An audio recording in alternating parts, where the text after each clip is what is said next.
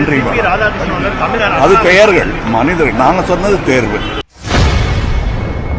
துணை ஜனாதிபதி தேர்தலில் தமிழரான சிபி ராதாகிருஷ்ணன் வேட்பாளராக அறிவிக்கப்பட்டுள்ளது குறித்து செய்தியாளர் எழுப்பிய கேள்விக்கு மக்கள் நீதி மய்ய தலைவரும் எம்பியுமான கமல்ஹாசன் பதிலளித்துள்ளார். நான் தமிழ்நாட்டிலிருந்து தலைநகருக்கு போனது தமிழர்களுக்கு என்னென்ன பயன் கிடைக்கும் என்பதை கொண்டு வருவதற்கும், கிடைக்கவில்லை என்றால் ஏன் கிடைக்கவில்லை என்பது கேட்பதற்கும் நான் போயிருக்கிறேன்.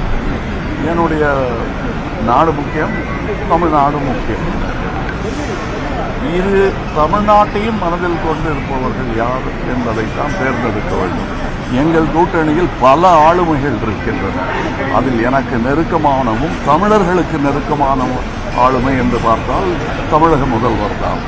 அவர் இந்த கூட்டணியில் உள்ளார். அவர் எங்கள் கூட்டாளி.